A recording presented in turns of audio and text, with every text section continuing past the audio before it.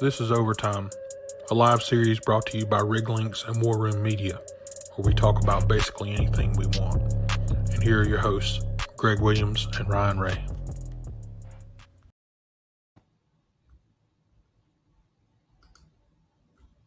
Whoop, whoop, we're back. We're back.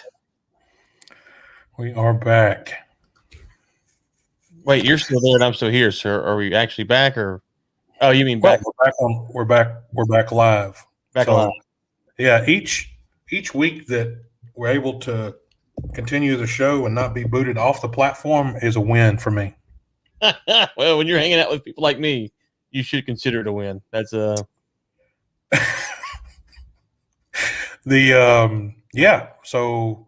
we're back with our sponsors this week, 14 and 7 Apparel.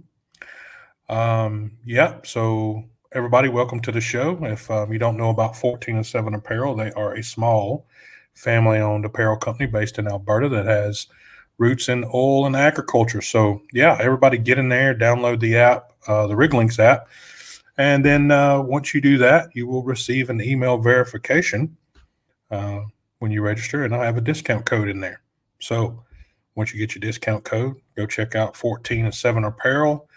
And yeah, I think it's 10%. But Ryan, we have another sponsor for next week. Well, I haven't 100% agreed to it yet because I was supposed to speak with you about it to see if it was going to be something that you were interested in. But Weatherford called about 3 days ago. Not called, but sent an email. So, but they specifically said that if Ryan Ray would take over Overtime completely, 100% without me, that they would sponsor the show. Wait, what? I don't believe that for a second. Yeah, well, today is April Fool's, so yeah. Yeah.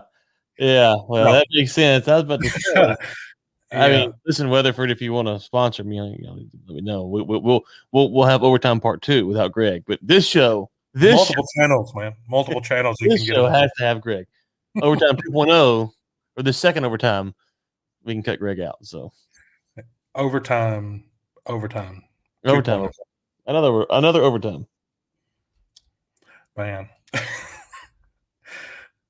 Oh, goodness gracious. Let's see here. Let's see if we can get the where's it at? Share. Here we go. So, yeah, for anybody that doesn't know about 14 and 7, here's their webpage. Go and the coolest thing they got here are these. I like these tumblers. See? Yeah, those are really cool. I like the I want either the Caterpillar one or the WD-40 one. Oh, certainly. Those are awesome. Yeah, look, sold out. Look at that. So you guys won't be getting a brake cleaner tumbler, Cummins cat filter tumbler, or WD-40 Motorcraft, all sold out. Yeah, those are legit. Those are when they first launched on the website, I've never seen that. Like that was pretty ingenious. You can see the beer ones still hang around pretty good because these are the only ones you can take on location. Yeah, don't let the get hold of it though. Go to Yeah, you can't take this on location. That's pretty sharp. I didn't think about that. I just thought it looked pretty cool. A, and then B, no one's gonna steal your drink because like, what is that dirty filter doing over there? So no one is going to touch that at all. No, you're good. We do agree with that. So, buddy, what about the oil prices this week? Let me get the rundown up there. I might want to do that. Where are they at right now? Because I know OPEC's meeting, and the way from what I saw this morning, it looks like they're going to continue. Yeah, they're at 59.22 and 62.67. Yeah, and so it looks like the last I heard, it looks like. Well, hold on. According to a senior OPEC Plus delegate, the group is now leaning towards a gradual increase option. Interesting. If they put barrels on the market, we're going to see prices go down. All right.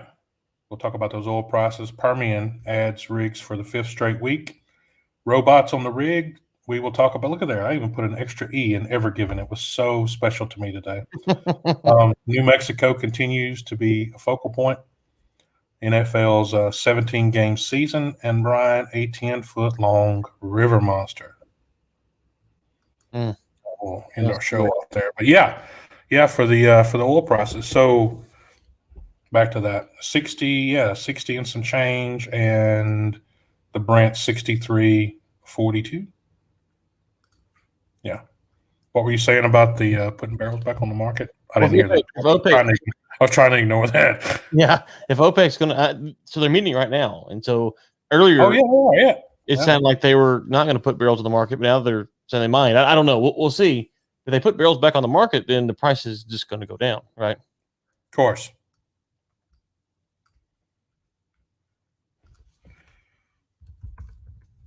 Disconnected. What's that? I was disconnected here. No comments yet. Oh. It must just be that great of a show. Everybody's here. All right. So let's talk about the Permian. Actually, we'll talk about the Permian a couple of times. So, yeah, the Ryan, we've added working rigs here in the U.S. I say here in the U.S. I'm not in the U.S., but you're in the U.S. For the past 5 weeks, they brought the Permian count from 216 to 221 active rigs, 221 active rigs in the Permian. So now, granted, not where it was at all-time high, but adding rigs nonetheless. But you did say that they looked like they were putting some back on the market. But just as early as Friday, they were calling last Friday, they were calling the outlook for the WTI, which was, of course, trading around $60, to rebound from the pandemic lows. Crude price is likely to rally since domestic economy will also be bouncing back strong later this year as the vaccines are rolled out. So I don't know. We've been talking about rolling out vaccines and oil prices since January, and it all seems to be still the same. It goes up a little and goes down a little bit. Yeah. I don't know. I mean, Ellen and I covered a story on Energy Week this week. It talked about U.S. companies talking about their price, and if you kind of read between the lines, it feels like even though the rigs are going up, they're trickling up, and the price is decent, that there's not a lot of confidence in the market right now. And so, I don't know internationally, but at least in the U.S., I think there's a lot of concern.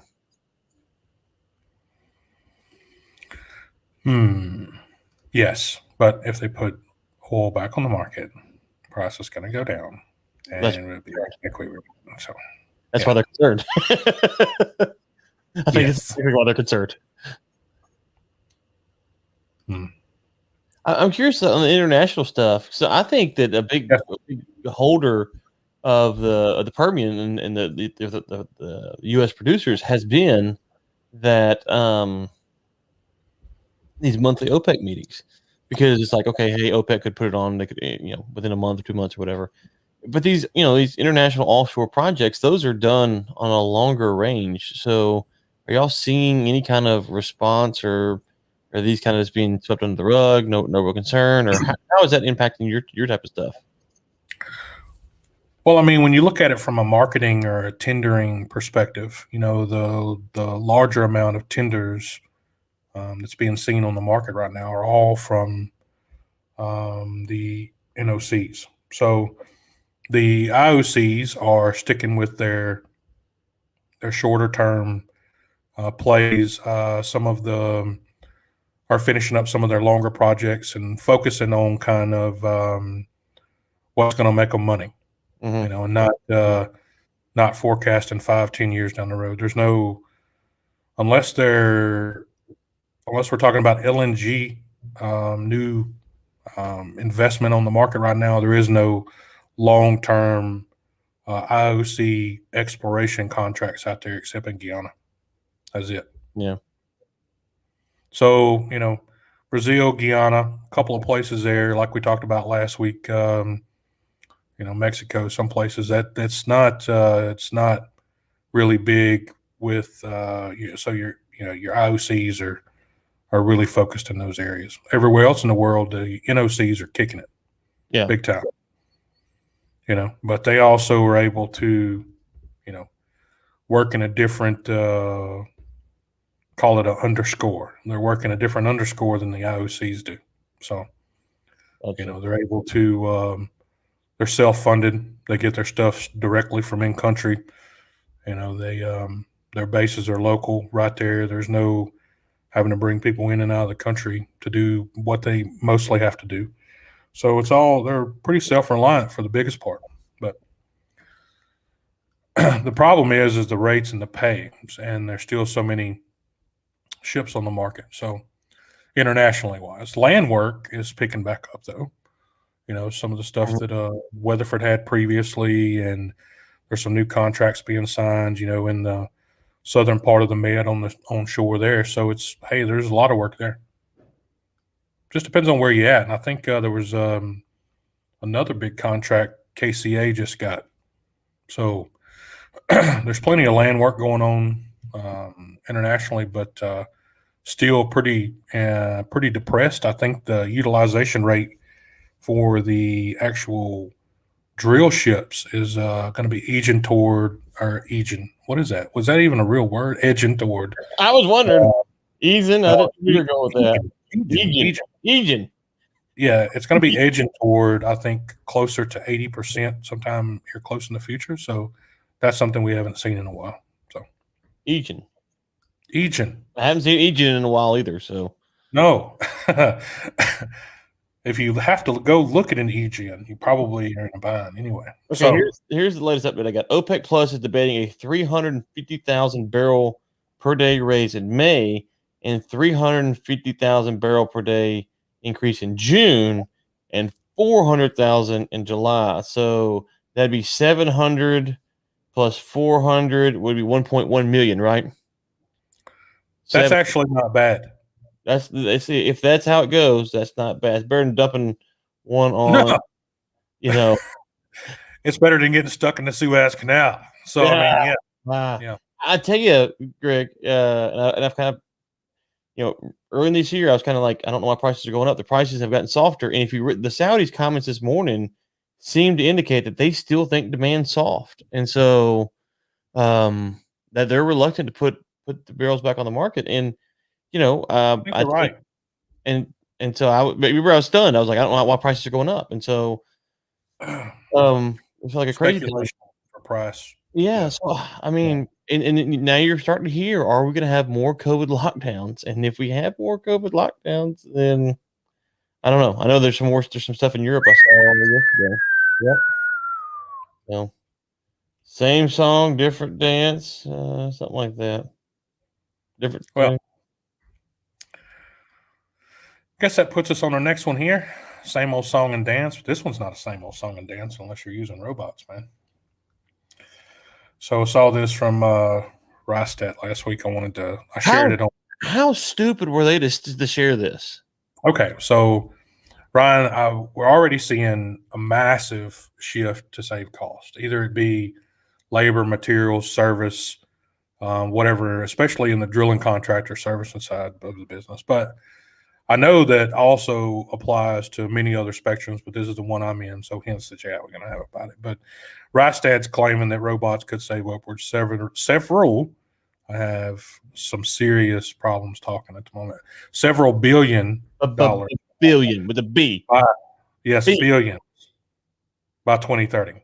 Other than saving lives, okay, so I did make some comments on LinkedIn the other day. Other than saving lives and using them in risk-prone operations to get us to a place where, we don't hurt people, I have a few things I want to put out there about it. But if I'm currently selling an entire 6th-generation vessel to a scrapyard for, say, around $20 million, what makes me want to buy a robot that'll take probably a few years to get the value back on?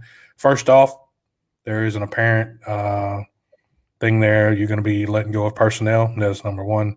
Number two, there's a learning curve for now the maintenance crew on board to grasp some seriously high-profile repairs. Mm-hmm. Number three, it depends on where and when the robot decides to take a dump. You may be in a position to lose more than the robot's actually worth on non-productive time. So, I mean, the answer to that would be we buy more than one robot. Okay, so we double the cost. So I don't see this being something in short term anyone would be interested in. What do you think? Yeah, so when you think about robots, like we've all seen the picture of like the auto manufacturer assembly lines where the robots are constructing the cars. Hey, You see, Neighbors is using them, man. what's that? Neighbors is using them on shore. Yeah, Um, yeah. yeah, well, okay, right. So you start thinking about all the intricacy, all the integral jobs that you have to have, and there's only so much that the robot can do, right? It can't do the robot's in a fixed position, and unless it's some kind of new robot I haven't seen. It's a fixed Is position. it?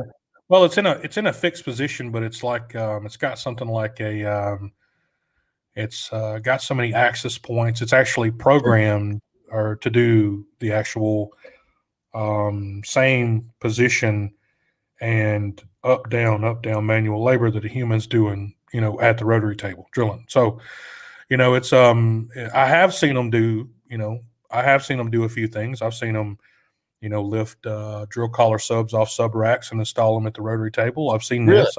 Okay. Yeah. I've seen it do some things like this. But the main point, especially whenever I posted on LinkedIn the other day, we had some comments on it. But the main point is that if you're working it depends on what region you're working. Say Neighbors can, spit a rig out right there in the Permian, throw a robot on the rig floor, knock it out, be done with it. It's right there local. Your ET can go right up there to the rig floor, knock it out. It's probably got its own little trailer house sitting out there. It's all the dashboard and lights and stuff in and everything else. But take, for example, I can probably, run a crew for, 3 or 4 years in, say, Indonesia for what it costs for a robot, Mm-hmm. Mm-hmm. right? Right. So again, it comes down. You'd be hard pressed if you were running a smart vessel or a smart operation anywhere in a different part of the world for what it would cost to provide labor. You can't even compare the cost. Yeah. So I wonder how much litigation cost and insurance costs they could reduce by this, though. And so, Again, you're talking about specific parts of the world. If you're talking about the North Sea, you're talking about the Gulf of Mexico, mhm. even Brazil, parts of South America, places like this. Some of the litigation cost, suits and things like this get quite expensive. In some other parts of the world, it's not the case. Well, the flip side is though, Yeah. let's say you're saving litigation costs in the U.S. When you go down to to Brazil or whatever, part of what you're wanting to do is employ locals at some level, right? That's exactly right. And so if you're bringing the robots in, then you're costing local jobs, and a lot of these emerging markets, that's kind of built, That's a no-no. that's built into the deal. That's right there. You're not going to work there unless you're hiring local staff and training them. So again, is this something that could be easily deployed, on land and operated on land? I would say, yeah, it probably would be, it would look something like the future of what these guys are doing. But, you see these rigs that are already walking all over the place and drilling 20 well pads and, can rig up in 3 days and 4 days. When we broke out, it was taking, it took a week just to get the rig broke down and another week to get the rig rigged up. So you're 2 weeks, and that's if you didn't get pulled over and your gear thrown on the side of the road for permitting problems. So, Right. and at the end of the day, it depends on what rig you're on. I mean, back whenever I broke out, I was working on a Cabot double, and the only guy that had a license to drive it was the tool pusher. So, if he decided he wanted to go out and have a few drinks the night before, and hit the road, drive the next day, and got pulled over by the DPS, that was it. The rig was not going anywhere because the owner didn't even have a CDL, so he couldn't drive it. So the driller was the only guy, or tool pusher. So again, it depends on what rig you're running, what kind of operation you're, putting together. But yeah, I think that for an all singing, all dancing, for the future, and you want to get some investors to come out and invest in some money into the company, then this is kind of the next generation of what you're going to be doing. But you should build your workforce around what's going to be there. So if you're going to have robots there, then train the guys that you got now to work on them. Don't take their jobs away from them. And you just don't hire more people in the long run. You just teach the guys you got now to work on them. Well, that's the thing. So think about the self-driving car technology. I remember in 2013, 2014, someone went to some conference and they came back and said, listen, by 2020, self-driving cars will take over. Like that was the big pitch at this conference, that self-driving cars we're going to take over. Yeah, right. And so I remember getting blown away by that. I was like, oh my God, like this is a smart guy, smart conference. I remember going, wow. And then I thought about this, Greg. I thought, okay, well, this has nothing to do with the technology. If you put self-driving cars on there, and there's no more wrecks, because most wrecks are human error, right? Well, insurance costs, they're gone, right? Insurance premiums are like really low. Probably don't need, half insurance agents. Okay. So that's one. Two, cops make a gazillion dollars by giving you tickets. That's gone. Well, cops don't make any well, money. Well, okay. I mean, the police departments. Right. Yeah. The city. Yeah. The police department make money by ticketing you. Oh, by the way, when you get a ticket, you also get the court cost that's tagged on, whether you go to court or not. So courthouses get a lot of their revenue from speeding tickets. So then you just take those three industries, and you mean to tell me that they're going to roll out massive, this was 2013, 2014, they were going to roll out and ruin those industries across the world. Now, I also thought you had taxis and truck drivers, all stuff too. Now, Uber's kind of shifted that market and made it better in a lot of ways. Actually, it has made it better. I agree. Right. It's made it better. And so the taxi industry is better, not worse, but has to do with self-driving cars. So I say this to say that I'm not saying that it's conspiratorial why it didn't happen by 2020. Just if it were to have happened, think of the shock that would have put on the economy and how that would have worked. And there's no way it would have happened. So you have that side. Then you also have the technical side, which is how hard is it to figure out how people drive? We drive a lot, and there's people that are cutting lanes, and it takes millions and millions of miles to have a car to be able to self-drive. So when I read these stories, I'm thinking, okay, what is it going to do, or how many people do you need out there if something goes wrong? How far can the robot go? And can you have one guy or two guys or two gals or whatever it is out there that can fix something if it goes wrong? Can you? Because we know things can go bad really quick out there, and so can you? So I think those are the things that I think we have a long way to get on the tech side that we kind of gets overlooked.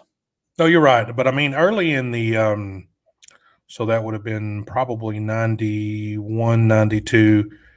There was a fully automated offshore operation, a drilling package that was deployed offshore Norway. And so this is where some of the original cyberbase and hydrolift gear came from. They're all NOV now. They're all been purchased and bought up through acquisitions and everything else. But a lot of the tech that we use now came from, early 1990. And we call it upgraded. We call it smart systems and everything else. But we're actually still working with 20-year-old technology, stuff that we were using 20 years ago. So Maxine makes a great comment here. Good morning, guys. Like the chat. Engineers should be engineering and not pandering to old systems and invoicing documents, and kind of that's the best of automation with today's technology. So for people that don't know who Maxine is with Data Gumbo, and they are a provider of a blockchain service that goes in and puts A to B, sorts out your troubles, and gets you done real time. And she's right. Blockchain, the technology behind blockchain should be what we're doing now, especially you take it, for example, the contracting, services or contracting portion of a drilling program or anything they want to develop in the future. That contracting process typically takes anywhere from 2 to sometimes 6 months. It depends on what's all inside the drilling contract. But companies like Data Gumbo put together smart contracts and are able to get this stuff going pretty quick.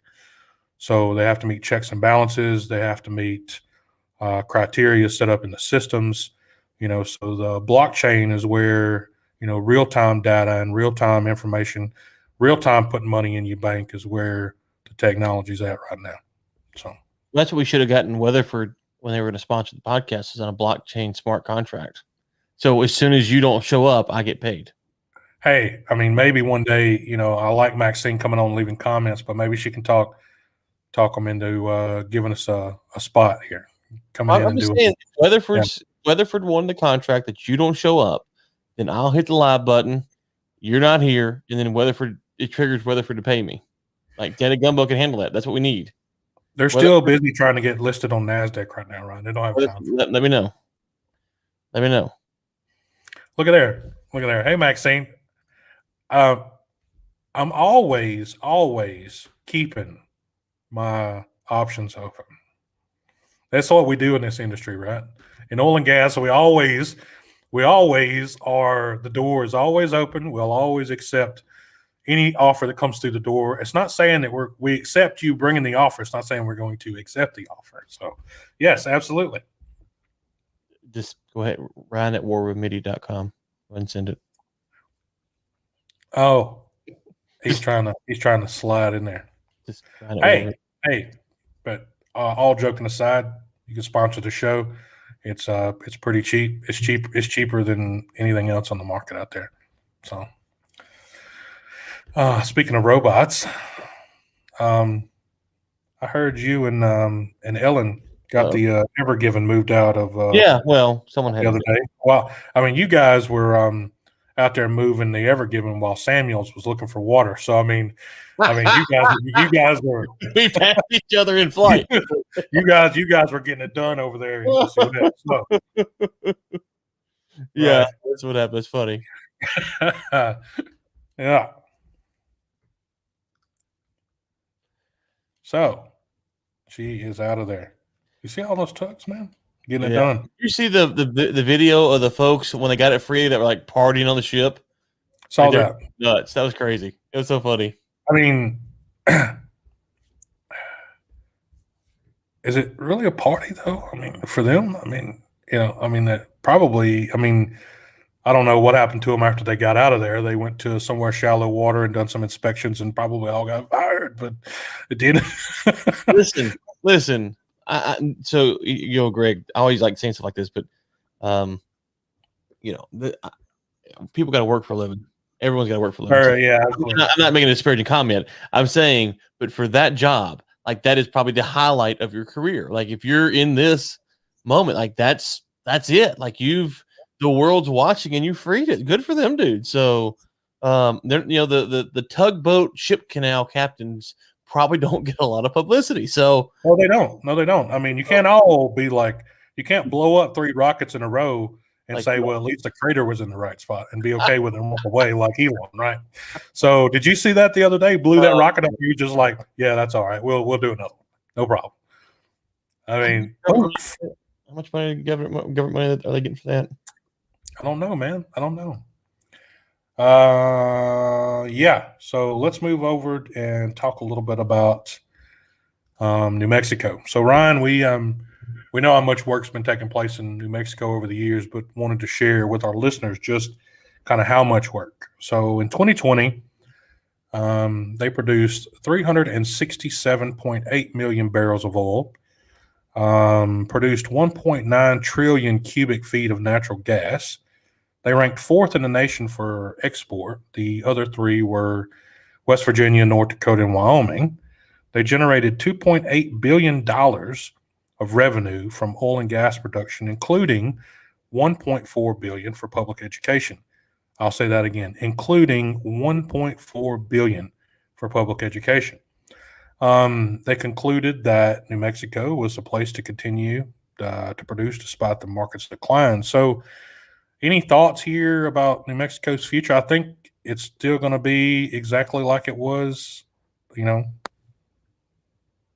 2019, 2020. They're still going to be doing probably the same thing they're going to be doing, man. I don't see much of a change there. There's going to be no new exploration at the moment, but well, I don't know. I mean, I think you got the federal leasing ban from the Biden administration. That's mainly New Mexico for Permian. Yeah, but we're still pumping. We're already pumping, man. They can't stop the stuff's pumping. So yeah, well, you got the new ones that it depends. And then New Mexico has their own. You're right. I think what would probably put a little bit of a damper on that is probably the emission regulations or the carbon regulations. That's going to probably bring Thor's hammer out later on. Say, oh, you can only turn on the pump jack for 2 hours a day. So regardless of what you get out of the ground, you only got 2 hours a day to get it out. So did you see that Biden's trying to pay for all these orphan wells to be capped? He's going to send people all over the country to drive out to all these wells to cap these orphan wells because we're stopping methane leaks. Methane leaks, orphan wells. I got a methane leak. I mean, New Mexico. Hey, look, and everybody out there. I mean, people can get pissed off at whatever they want to get pissed off at here, but the wells that are drilled on federal property have to go through a review process and approval to be permitted. Mm-hmm. So if you have orphan wells on federal property and they're not capped and not plugged, then the guy that did the permit approval, these were just wells in general. I'm just talking about federal property. Okay. Yeah. So those wells go through a different process than me going out and drilling in John Doe's backyard. Yeah. So it's slightly different. And it's just like we talked about before, Ryan. Some of the things that are happening here is like you're your own worst enemy. So that's the U.S. government going right back at it again. So, New Mexico, the other problem is they've looked at guidelines for making drilling tougher in their state apart from the federal stuff. So we'll see. I have seen the last 3 or 4 days that stuff going on in Alaska, man. It's great. So there's work going on there. So Hill Corp's got a couple of wells they're going to do on land, and it looks like 6-8 months worth of work offshore that got permitted. So it's good. Mm-hmm. Hey, not saying that we hung the moon here, but when we got all the federal property that's basically shut off in the U.S. from doing any work on it, and the guys are getting to do some work in Alaska, and we're not being able to do any work in the States. It's Alaska is a state, but I mean down in the continental United States. It says a lot. So, all right. So getting out of the market, we're going to go over here and talk about a little sports. So Ryan, NFL is going to a 17-game season. So is this, from what I understand, the players had to agree to it as well, but I'm sure the viewing is down. The attendance is certainly down. Yeah. But the commissioner, Roger, Mr. Goodell, said it was a monumental moment. I bet it was. I bet it was like everything else. They knew the revenue, I'm sure. But one of the things I was reading on it is that some of the previous records that were set will now be kind of up on the chopping block. That's like the 19-plus wins, Peyton Manning's passing yards, also his touchdown passes, Eric Dickerson's rushing record. I mean, so do you see this kind of like a big move? Kind of like, oh well, we need to pay these guys, so we'll just add another game. I'll be honest with you, I didn't want another game. I love football. I love NFL football. I don't know why we're doing this because, I mean, there are enough bad teams as it is. So. We don't need another week of watching bad football. Oh, I mean, especially that late into the season, everybody's wore out and ruined. Right. And so you think about last year, the NFC East with the Giants, the Eagles, the Cowboys, and the Redskins. None of those teams were any good. And they're all fighting for a playoff spot because they're one of them's going to win the division. It's like, right. So we get another week of that. Yay. And another thing is, to your point about the records, the records, I'm not a big records guy, especially offensive records, because they change. Come on, man. Well, there's a lot of goats out there. Well, yeah. Well, okay. So the way the game's played now versus when I was born in '85 is just different. So how good was Marino in '85 versus how good is Drew Brees in 2015? Well, the games is played different. Pass interference is called different. So the stats, they're the stats, but they're just not the same. It's like with baseball. Each era has its own stats. So stats should be confined to the era that they're in. But that being said, if you play 16 seasons now, you will have actually played 17 seasons under the previous format, right? Because you get one extra game per year for 16 seasons. That's one game, which would be 16 extra games, which is how many games? I mean, yeah, how many games they play now? So, or they played Are you last year. doing math? I'm trying to, yeah. So if you play 16 Oh, years, you're right. Yeah. You're right. It'd be a whole extra season under the previous. Yeah, and so which means so it's not just a season. It's like let's say you only played 8 seasons. Well, that's half a season you got. But you get to play one extra game, and that could be like playing the I don't know the Texans or the Browns or the Bengals or some organization that's really down. You get to thump them every year. Well, that's a big difference than having to play the Patriots or the Steelers. So for some teams, it will really help them, and for some, it will disproportionately hurt them as far as the stats go. So, whatever, it's a money making deal. I don't care about the players. Totally a money making deal, man. I mean, they just signed that big thing with who's doing all those at Fox, and it's Amazon's picking up. Mm-hmm.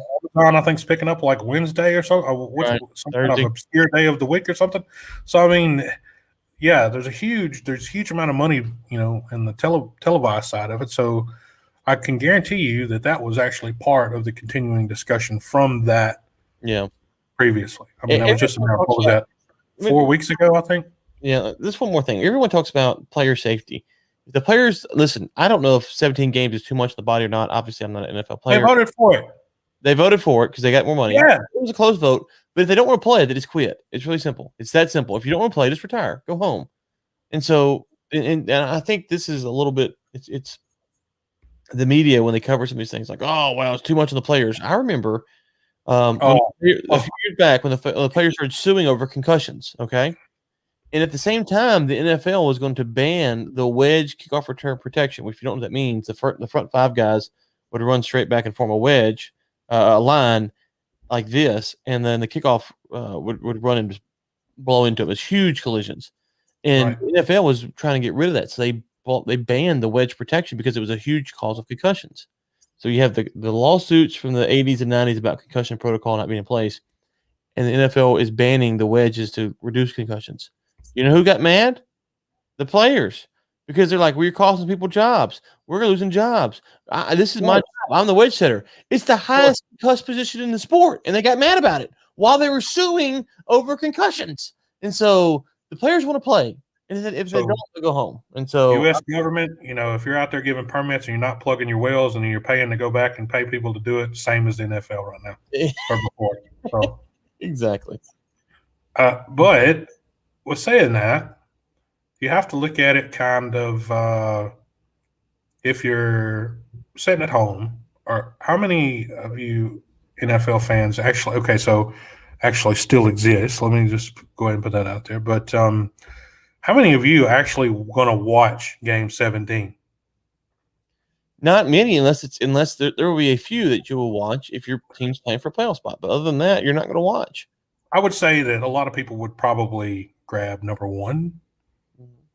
So it'll never be Game 17 that people will probably ever watch. I don't see that unless it's going to be like one of those ones you're not going to put everything in the game is going to be second string.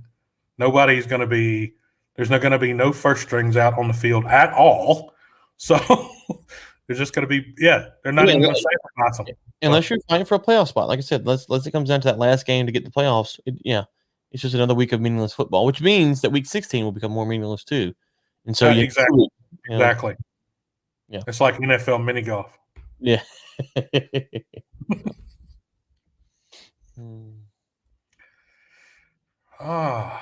So if you're just joining us, just a reminder about 14-7 Apparel. They are our sponsors this week. We talked about these tumblers earlier. And for some reason, they still have all the alcoholic tumblers, Ryan. So maybe they'll sell out of those from sponsoring the show. And anyway, go download the Lynx app. Once you get registered as a member, you will receive a email verification with a code in that email. then jump on over here to 14and7apparel.ca and get your 10% off today. One more story for today, Ryan. You're a big fisherman, aren't you? Love to fish. Love to fish. Okay, so I figured this would be a bit of interest. There is a river monster out there. A 10-foot Arapama, let me just pronounce this correctly here, Arapama, washed up on the shore of Cape Coral's J.C. Park along the Caloosahatchee River, which runs from Lake Okeechobee west to the Gulf of Mexico. They are native to the Western Amazon. Okay, Western Amazon, Florida. Okay. That's just about as far away from each other. I'm not saying that it's other side of the planet away from each other, but it's a pretty good clip. So, Ryan, how do you reckon? Have you seen a picture of this thing yet? That is an Arapama. Now, how do you reckon that thing got up there? It swam. Now, for anyone that is struggling to imagine the size of 10 feet, which I hope you're not, but that's twice the size of a normal man. That's huge. Not an extra large man, but a normal man. So here's another photo, right?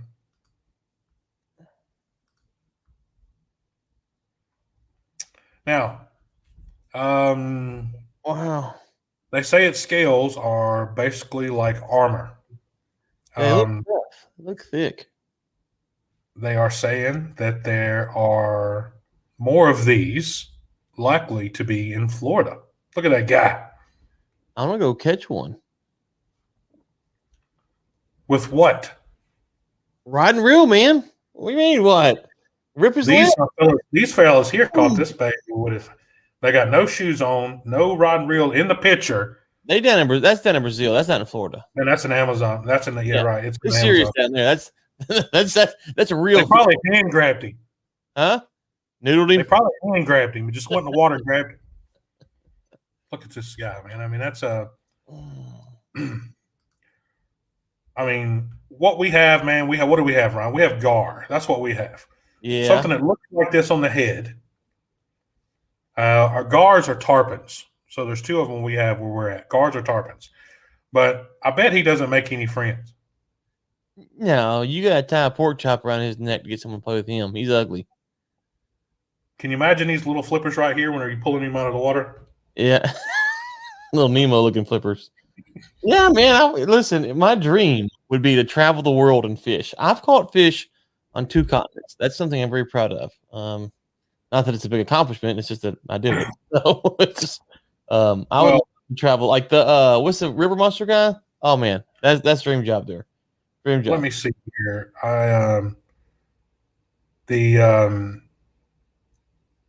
I've had the opportunity to see a very nice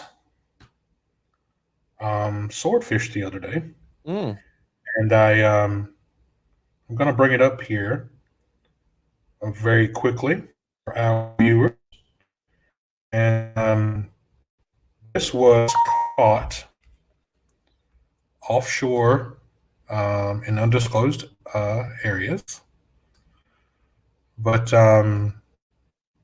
it was very, very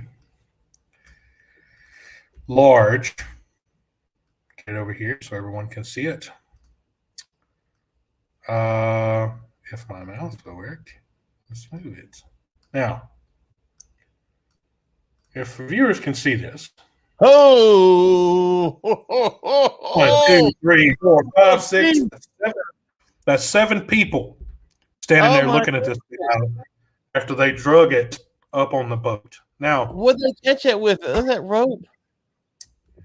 I think they're just holding that around his face to just make sure that they can. Yeah, I know. I'm saying, look how big he is, though. Look at that rope. It's just like twine around his tail. Look at this guy. Man. Oh, I'd love I was sent this photo from the operations team. So now that, my friends, is a swordfish for the agents. That's a fish there, son. That is now a look, fish. I was just imagine, okay, so take a 5 foot, that's 10 foot all day. Cut the nose up a little bit, at least. Okay, look, this guy standing by his belly. Okay, on the let's see here on this side of the picture, the guy that's holding the rope by his belly. Okay, so let's just say he's 5 foot tall. You can tell that fish is at least 10 foot tall because there's some scale for it. So this is the guy right here. Here, he is taking no chances. no, he's smart. He's the smartest one there is. There is one other photo. I'll show y'all. Let's see here. This wing over the side of the boat. So let's see if I can get this one up. Oh man, it's still.